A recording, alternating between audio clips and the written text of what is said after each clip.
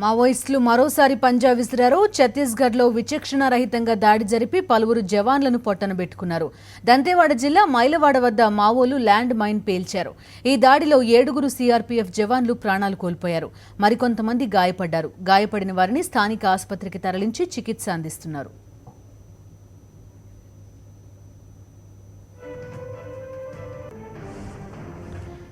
ఈ ఘటనకు సంబంధించిన మరింత సమాచారం మా కరెస్పాండెంట్ రాజు అందిస్తారు. రాజు, చెప్పండి, ఉనికిని కాపాడుకునే ప్రయత్నంగా భావించవచ్చా దాన్ని? గాయపడిన వాళ్ళ పరిస్థితి ఏంటి?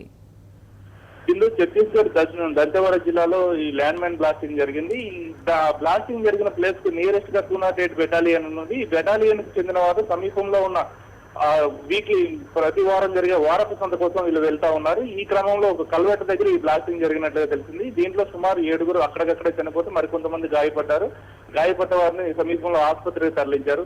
అయితే దీనికి నేపథ్యం అంతా కూడా కొంతకాలంగా మావోయిస్టులు ఏవైతే లక్ష్యంగా ఛత్తీస్గఢ్ పోలీసులు ఈ కూంబింగ్ జరుపుతున్నారు. మొన్న జరిగిన కూంబింగ్ లో ముగ్గురు నక్సలైట్లు చనిపోవడం జరిగింది. ఈ క్రమంలోనే మరికొంతమంది గాయపడ్డారు. ఆ గాయపడ్డ వారిని పట్టుకునే క్రమంలో కూంబింగ్ ముమ్మరం పెట్టింది. ఈ క్రమంలో కనీసం ఒక 4 మావోయిస్టులు గాయపడ్డారు. గాయపడ్డ వారిని పట్టుకుంటున్న కూడా పోలీసులు ప్రవేశించడం జరిగింది. సిఆర్పీఎఫ్ ప్రవేశించడం జరిగింది. ఈ క్రమంలో ఆ మావోయిస్టుల కోసం కూంబింగ్ జరుగుతున్న క్రమంలో వాళ్ళని డైవర్ట్ చేయడానికి ఈ విధంగా జరిగిందని చెప్పి పోలీసులు భావిస్తా ఉన్నారు.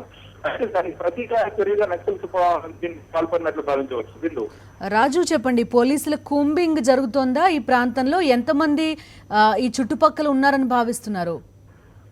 పోలీసులు చిన్న టీములుగా విడిపోయి కూంబింగ్ కార్యక్రమాన్ని నిర్వహిస్తూ ఉన్నారు. కూంబింగ్ ఇంకా ముమ్మరంగా జరుగుతూనే ఉంది. ఈ కూంబింగ్ నిలిపివేయడం మావోయిస్టులు ప్రతీకార చర్యలకు పాల్పడుతున్నారు. గత కొంతకాలం వరుసగా జనవరి నుంచి చూసినట్లయితే ఇప్పటి వరకు కూడా గత 3 నెలలుగా వరుసగా పోలీసులు ఎన్కౌంటర్లలో మావోయిస్టులు మట్టుబెడుతూనే ఉన్నారు. మావోయిస్టులు 10 సంఖ్యలో మృత్యువాత పడినప్పుడు కూడా పోలీసుల వైపు నుంచి ఎటువంటి నష్టం జరగలేదు. ఈ మధ్య పోలీసులకి ఇది మేజర్ లాస్ గా చెప్పవచ్చు. 7 ఒక్కసారి చనిపోవడం అనేది పోలీసులు దిగ్భ్రాంతి కల్పించింది. దీనిపై వెంటనే వాళ్ళు రియాక్ట్ అయ్యారు. సమీపంలో కూంబింగ్ ప్రారంభమైనట్లుగా తెలుస్తుంది. దీనిపై పోలీస్ అధికారులు, మన ఉన్నతాధికారులు ఇంకా సమాచారం ఇవ్వడానికి అందుబాటులోకి రాలేదు. Right Raju, thank you.